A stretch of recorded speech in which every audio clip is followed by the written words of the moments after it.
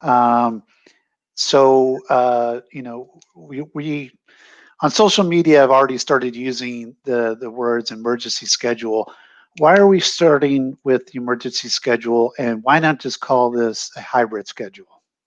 Yeah, that's a little bit confusing. And early in one of or maybe our second Facebook Live, I'd indicated to the community that the Texas Education Agency had made it very clear that the point at which there was no more flexibility uh, with school board decisions, that we were going to be unable to turn away any child who wanted to come every day, which would mean that a hybrid schedule would not be appropriate long term.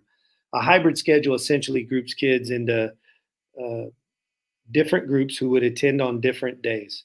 And so for us, we shared with the community that we would create a schedule that essentially did that, but we would only deploy it if we were under a state of emergency at any point throughout the year. And at this particular time, because we're ramping up students, the number of students into our buildings, we felt it appropriate to go ahead and launch that emergency schedule, meaning that there would be a very small percentage of students who would be coming every day. But outside of that, every student would be in one of two groups, meaning that essentially no more than half of our student body would be on campus at any one time. And so I'm going to talk a lot more about that emergency schedule as I respond to the next few questions. You were mentioning groups. When will I know which group I'm in? So your principals have been wrapping up your emergency schedule groupings this week.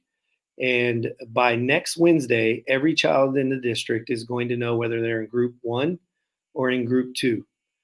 You're going to receive a combination of things. You're going to get a phone call. If you're at the elementary level, you'll probably get a phone call from your teacher.